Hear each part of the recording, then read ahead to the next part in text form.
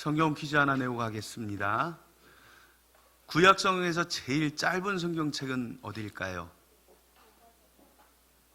센스 있는 분들은 바로 아시죠? 오바댜입니다. 딱 한 장으로 되어 있어요. 1절에서 21절까지 굉장히 짧은 성경책입니다.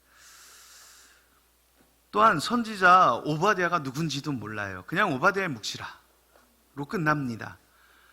구약 성경에 오바댜가 11명이 나오는데 겹치는 사람이 없어서 이 사람이 누구인지도 어떤 사람인지도 모릅니다. 다만 내용을 보면 남유다가 바벨론이라는 나라에 침공을 당해서 멸망하거든요. 그 멸망당할 때 쓰여진 것으로 보입니다. 그런데 대상은 바벨론이 아니라 에돔이라는 나라입니다. 그럼 이제 우리가 에돔이 어떤 나라인지를 한번 생각해 봐야겠죠. 에돔은 창세기 25장으로 거슬러 올라가셔야 돼요. 우리가 잘 아는 아브라함이 아들을 하나 낳았습니다. 이름이 뭐죠? 이삭이에요. 이삭이 이제 아들을 쌍둥이를 낳아요. 첫째 아들의 이름이 에돔이라 불리는 에서, 둘째 아들은 이스라엘이라 불리는 야곱이에요. 자, 여기서 일단 딱 나오죠. 답이 에돔과 이스라엘. 이 두 나라의 조상이 여기서 나왔습니다. 그래서 창세기 후에 모세오경에 보면 하나님은 에돔이 형제국가라는 걸 꼭 가르쳐 주세요. 그래서 신명기서에 보면 모압 자손과 암몬 자손은 1000대가 지나도 여호와의 총회에 들어오지 못하리라 못을 박습니다. 그들은 영원히 여호와의 총회에 들어오지 못합니다. 그런데 에돔은 3, 4대 지나면 들어올 수 있어요. 또 이스라엘 백성이 출애굽해하고 가나안 땅으로 들어갈 때 에돔은 어떻게든지 이스라엘이 못 오게 막으려고 전쟁을 일으키고 수작을 부리는데 하나님이 이스라엘을 막으세요. 그들은 너의 형제라 하시며 그들과 전쟁하지 못하게 막으십니다. 성경은 이처럼 에돔에 대해서 굉장히 관대한 모습을 보여주세요. 그런데 에돔은 그렇지 못합니다. 이스라엘이 왕국을 세운 뒤에 그 주변의 작은 국가였던 에돔은 늘 이스라엘에게 복속되는, 조공을 바치는 속국의 형태를 취하게 됩니다. 그래서인지 이스라엘이 바벨론에 혹은 그 전에 다른 나라들에게 침공을 받을 때마다 타국과 연합해서 이스라엘의 뒤통수를 계속 쳤어요. 그리고 그 결과가 오늘 본문이에요. 남유다가 바벨론 침공을 받을 때 바벨론은 이스라엘 주변국들을 다 부추깁니다. 암몬, 모압, 담메색 다 부추겨서 유다를 같이 침공하도록 유도하였고요. 에돔은 그 일에 적극적으로 개입해서 예루살렘이 정복할 때 앞장서서 예루살렘에 들어와서 백성을 유린하고 왕궁을 약탈하는데 앞장을 섰습니다.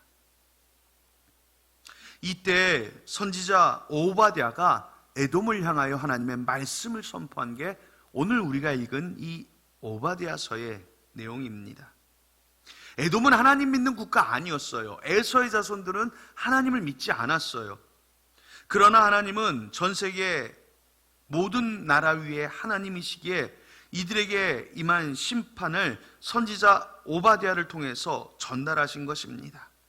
그래서 오늘 우리는 오바댜의 말씀을 통해 하나님께서 에돔에게 또 에돔을 통하여 우리에게 전하시는 주의 메시지를, 음성을 함께 듣기를 원합니다. 하나님은 오늘 오바댜서를 통해서 우리에게 말씀하시는 것은 첫 번째로 하나님은 교만한 자를 반드시 벌하신다는 것입니다. 3절 말씀, 오바댜서 1장 3절 말씀에 너의 마음이 교만이 너를 속였도다. 바위 틈에 거주하며 높은 곳에 사는 자여, 내가 마음에 이르기를 누가 능히 나를 땅에 끌어내리겠느냐 하니 라고 말씀합니다. 이들이 산속 요새 가운데 거하면서 자신들은 안전하다고 여기면서 이 마음에 대해서 성경은 뭐라고 그래요? 교만하다라고 말합니다. 4절 말씀에 이들의 교만에 대해 하나님이 뭐라고 말씀하십니까? 내가 독수리처럼 높이 오르며 별 사이에 깃들일지라도 내가 거기서 너를 끌어내리리라. 여호와의 말씀이니라. 견고한 요새를 가지고 있으나 자신들은 안전하다고 여기고 있으나 하나님은 그들을 어떻게 하시겠다고요? 끌어내리시겠다. 무서운 말씀이지요. 사랑하는 여러분, 우리도 살아가면서 보면 내가 가지고 있는 견고한 요새들이 있어요. 내가 안전하다 여기고 내가 편안하다 여기는 그곳 혹은 그때가 있습니다. 여러분들은 그때가 언제입니까? 여러분들이 견고 여기는 요새가 무엇입니까?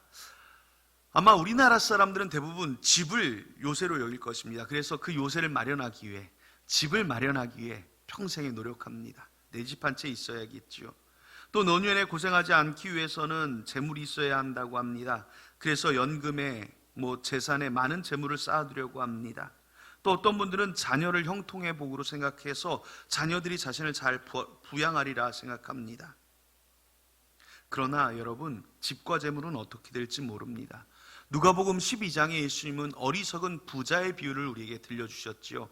다시 한번 12장 16절에서 20절의 말씀 들어보세요.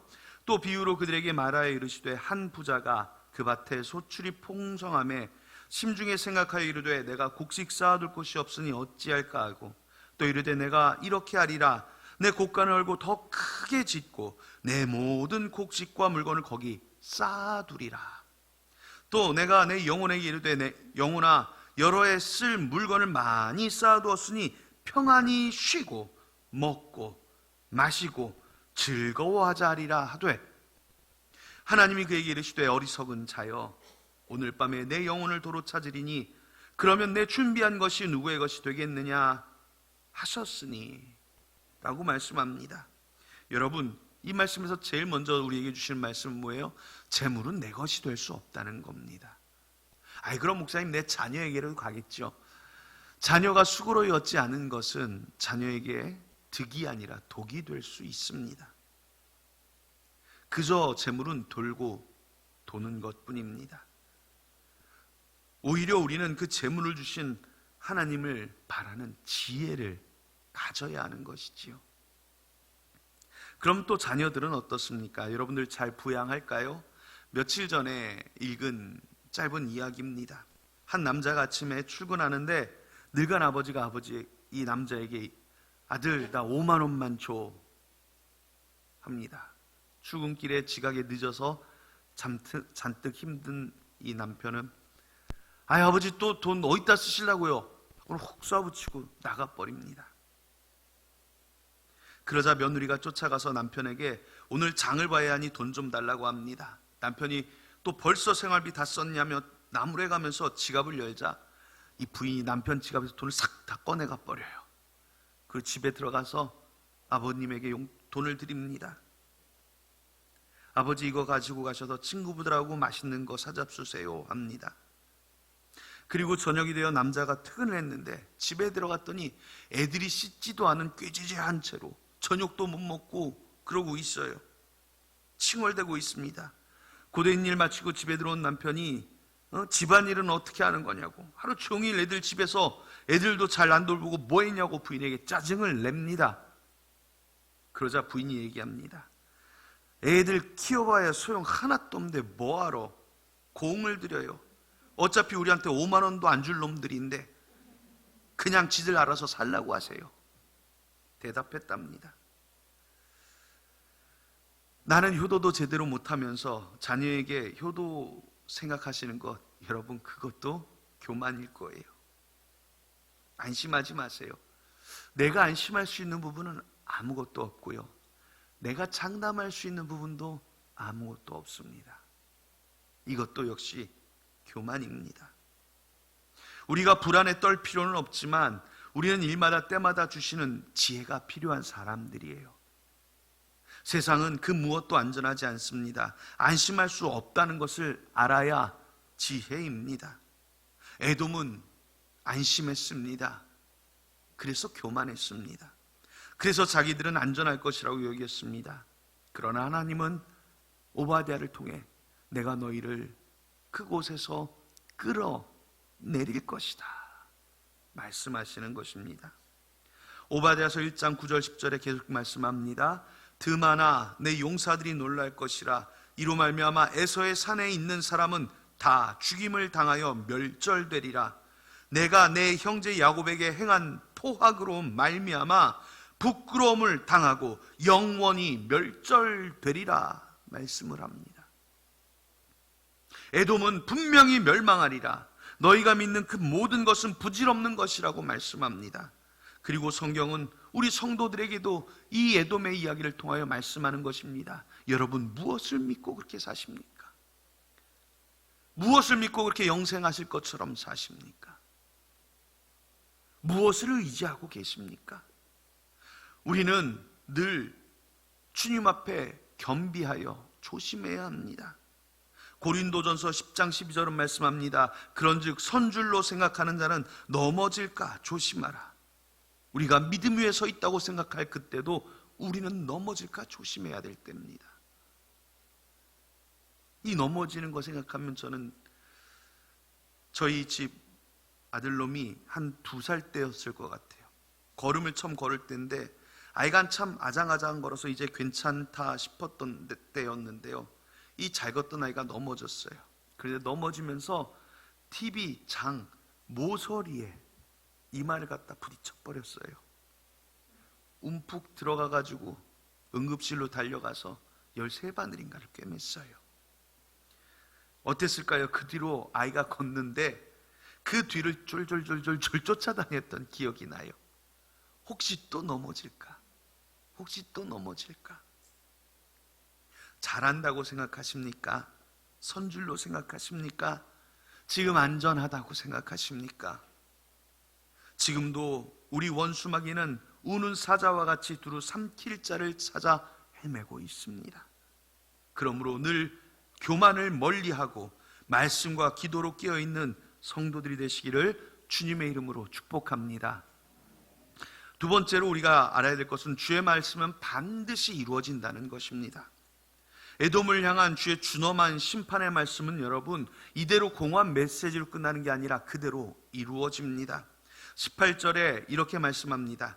야곱의 족속은 불이 될 것이며 요셉 족속은 불꽃이 될 것이요 에서 족속은 지푸라기가 될 것이라.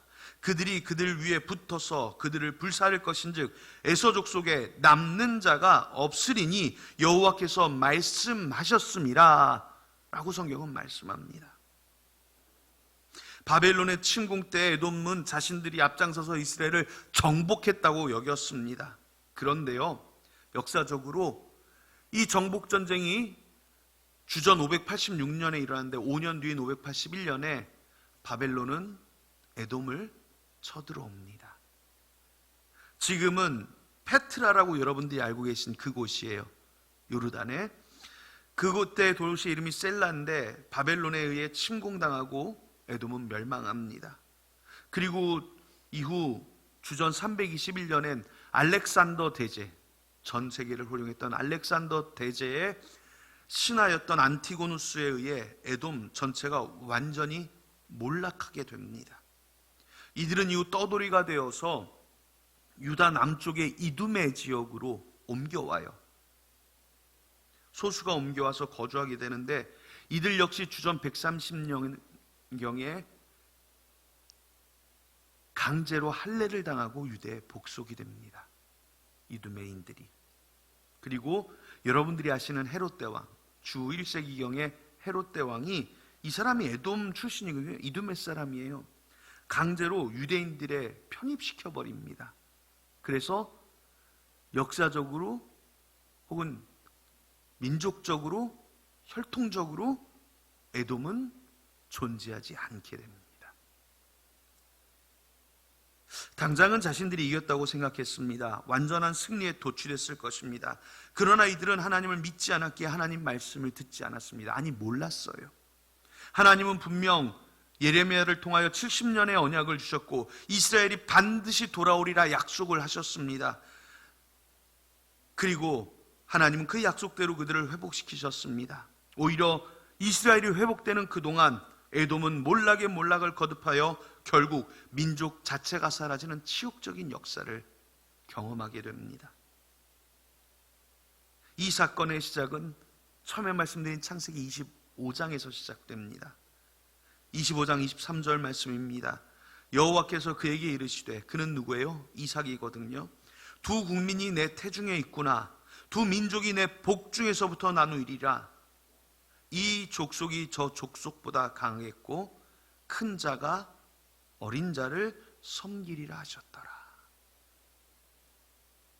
하나님의 약속은 이미 오래전부터 준비되고 있었고, 하나님의 말씀은 이후에도 분명하게 이루어졌습니다. 사랑하는 여러분, 주님의 말씀이 분명하게 이루어지는 역사로 증명됩니다. 그러나 우리는 성경을 읽으면서 두려워하면 안 됩니다.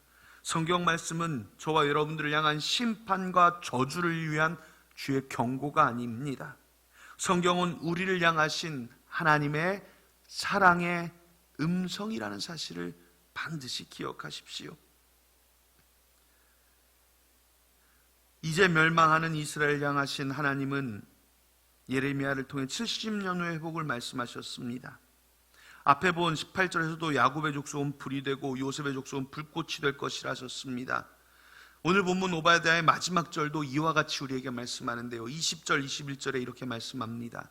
사로잡혔던 이스라엘의 많은 자손은 가나안 사람에게 속한 이 땅을 사르밧까지 얻을 것이며, 예루살렘에서 사로잡혔던 자들 곧 스라밧에 있는 자들은 네겝의 성읍들을 얻을 것이니라. 구원받은 자들이 시온산에 올라와서 에서의 산을 심판하리니 나라가 여호와께 속하니라 말씀하십니다. 하나님의 우리를 향하신 놀라운 은혜와 축복의 계획은 지금도 계속되고 있습니다. 성경이 말씀하는 것은 바로 이것입니다. 여러분을 향하신 하나님의 약속의 말씀이 무엇입니까? 여러분들이 받으신, 하나님께서 여러분들 인생을 향하여 주신, 여러분들 가정을 향하여 주신, 여러분들을 자녀를 향하여 주신 약속의 말씀은 무엇입니까? 여러분들은 어떠한 말씀을 붙들고 어떠한 소망을 붙들고 기도하고 계십니까? 여러분을 위로하여 주시는 주의 음성은 듣고 계십니까? 우리는 무엇보다도 이 말씀들이 내게 분명히 이루어지리라는 믿음을 가지고 살아야 합니다. 고백하며 살아야 합니다. 예수님의 수태고지를 받았던 마리아가 이렇게 고백을 합니다. 누가복음 1장 38절에 마리아가 이르되 주의 여종이오니 말씀하신 대로 내게 이루어지이다 하매 천사가 떠나가니라. 우리도 마리아처럼 고백하며 살아야 합니다. 주의 말씀대로 내게 이루어지이다. 우리 한번 따라해 볼까요? 주의 말씀대로 내게 이루어지이다. 주의 말씀대로 내게 이루어지이다. 그렇습니다. 주의 말씀이 내게 그대로 이루어질 줄로 믿고 붙들고 기도해야 합니다. 창세기 32장 야복강에서 야곱이 밤새 하나님과 씨름하는 장면, 이걸 기도하는 장면이라고 우리는 이야기하는데요. 26절에 야곱이 이렇게 말합니다. 그가 이르되 날이 세려하니 나로 가게 하라. 야곱이 이르되 당신이 내게 축복하지 아니하면 가게 하지 아니하겠나이다. 떠나시려는 하나님을 붙잡고 축복하지 아니하면 가게 하지 아니하겠나이다. 간절히 붙들고 있는 야곱을 보십시오. 우리 또한 이처럼 간절히 붙들어야 합니다. 주의 말씀이 내게 이루어질 줄로 믿는다면 그 약속을 야곱처럼 간절히 붙드는 성도들 되시기를 축복합니다. 예본의 성도들은 평생에 붙들고 살아야 하는 것, 예본의 성도들이 평생에 붙들고 살아야 할 것은 오직 주의 말씀과 주의 약속이며 그것이 반드시 성취되리라는 하나님의 능력임을 믿고 승리로 향하는, 또 그렇게 기도하며 살아가는, 말씀의 성취를 기대하며 살아가는 성도들 되시기를 바랍니다. 오늘 말씀은 세 번째로 하나님은 모든 나라의 왕이심을 우리에게 선포합니다. 오바댜서는 하나님을 믿지 않는 나라인 에돔을 향하여 주의 말씀을 선포하고 있는 거예요. 요새로 치면 내가 하나님 믿지 않는 사람에게 하나님 말씀 전하면 난 하나님 믿지도 않는데 무슨 소용이에요 라고 말할지 모릅니다. 그 사람은 소용없다 믿을지 모르지만 사랑하는 여러분, 하나님은 모든 나라 위에, 모든 민족 위에 하나님이십니다. 하나님을 믿지 않던 사람들은 이 말씀이 자신들에게 상관없으리라 여겼습니다. 자기들은 하나님을 믿지 않으니 하나님의 능력이 자기들에게 미치지 않을 것이라 착각했을지 모릅니다. 그러나 성경은 하나님은 모든 나라와 온 세계 위에 하나님이심을 선포합니다. 하나님의 능력은 세상 끝까지 이루고 하나님의 주권은 모든 인간 위에 임재하십니다. 오늘 대한민국을 살아가는 저와 여러분의 삶도 모두 하나님이 주관하신 계획과 구원의 은혜 아래에 있음을 기억하십시오. 하나님은 열방을 다스리시는 하나님이십니다. 그래서 예수님은 이스라엘의 구원이 아닌 온 인류의 구원을 위하여 이 땅에 오셨다고 우리가 말하는 것입니다. 예수님은 모든 사람의 죄를 지고 온 세상 사람들의 죄를 지고 십자가에 돌아가신 것입니다. 예수님은 세상 모든 사람들을 위하여 부활하셨고 승천하셨습니다. 그리고 예수님이 다시 오시는 그날 이 모든 세상은 주의 심판 아래 놓이게 될 것입니다. 믿음의 사람은 의의 부활로, 악인은 심판의 부활로 맞이하게 될 것입니다. 하나님의 주권은 모든 세계에 미칠 뿐 아니라 모든 시대에 미치는 절대적인 능력입니다. 우리는 하나님을 전지전능하신 하나님이다 고백합니다. 에돔이 믿지 않았으나 하나님의 주권은 에돔 위에서 역사하였습니다. 하나님은 바벨론에서도 역시 하나님이셨습니다. 70년이 지난 뒤 바사왕, 즉 페르시아 왕 고레스를 통하여 하나님은 당신의 약속을 이루십니다. 에스라서 1장 1-3절에 이렇게 말씀합니다. 바사왕 고레스 원년에 여호와께서 예레미야의 입을 통하여 하신 말씀을 이루게 하시려고 바사왕 고레스의 마음을 감동시키심에 그가 온 나라에 공포도 하고 조서도 내려 이르되 바사왕 고레스는 말하노니 하늘의 하나님 여호와께서 세상 모든 나라를 내게 주셨고 나에게 명령하사 유다 예루살렘의 성전을 건축하라 하셨나니 이스라엘의 하나님은 참 신이시라. 너희 중에 그의 백성된 자는 다 유다 예루살렘으로 올라가서 이스라엘 하나님 여호와의 성전을 건축하라. 그는 예루살렘에 계신 하나님이시니라. 하나님은 바벨론의 왕 또한 페르시아의 왕의 입을 통하여서도 모든 나라의 왕이심을 스스로 증거하셨습니다. 하나님의 주권을 선포하셨습니다. 그러므로 사랑하는 여러분, 오늘 여러분 가운데 역사하시는 하나님은 전 세계의 왕이시며 전 시대의 왕이시며 영원히 왕이신 전지전능하신 하나님이라는 사실을 반드시 마음에 새기고 결코 믿어 의심하지 않는 성도들이 되시기를 간절히 바랍니다. 이 약속에 대하여 성경은 또한 말씀합니다. 사도행전 2장 39절에 이 약속은 너희와 너희 자녀와 모든 먼데 사람 곧 주 우리 하나님을 얼마든지 부르는 자들에게 하신 것이라. 아멘. 모든 사람을 향하신 주의 약속은 하나님을 부르는 자들, 얼마든지 하나님을 부르는 자들에게 동일하게 역사하시는 약속이다라고 말씀합니다. 바로 그 약속이 오늘 저와 여러분들에게 임하는 하나님의 구원이요 은혜요 축복이 되시는 줄로 믿으시기를 축복합니다. 오늘 설교를 마칠게요. 하나님은 교만한 자를 벌하십니다. 에돔의 교만을 반면교사 삼아 우리는 늘 겸손히 하나님과 행하도록 늘 신앙 아래 기도하며 말씀 가운데 살아야 할 것입니다. 또한 우리는 주의 말씀이 반드시 이루어진다는 사실을 기억해야 합니다. 주의 신실하신 약속은 늘 믿고 나를 향하신 주의 구원과 축복을 붙들고 절대로 놓치지 않는 믿음의 삶을 살아가십시오. 마지막으로 하나님은 모든 시대, 모든 세대, 모든 나라의 왕이심을 기억하십시오. 수천 년이 지난 지금 오늘도 하나님은 우리의 왕이십니다. 우리를 구원하시는, 우리를 축복하시는 그 하나님의 신실하심을 믿고 이 풍파 많은 세상에서 담대히 믿음으로 승리하시기 바랍니다.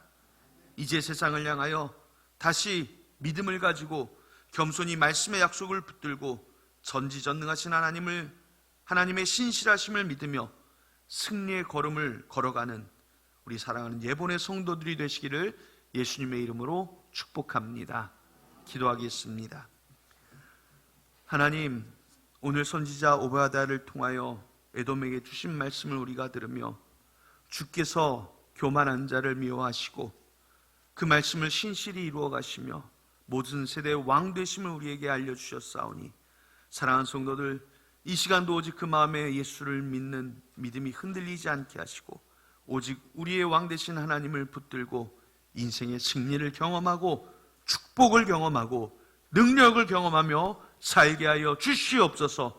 이 시간도 다시 믿음을 붙잡고 나가오니 다잡은 우리의 믿음 가운데 복주사 믿는 대로 이루어 주시고 기도하는 대로 응답하여 주시며 가정에 사업장과 직장과 일터에 성도들의 인생에 복의 복을 더하여 주시기를 예수님의 이름으로 기도하옵나이다. 아멘.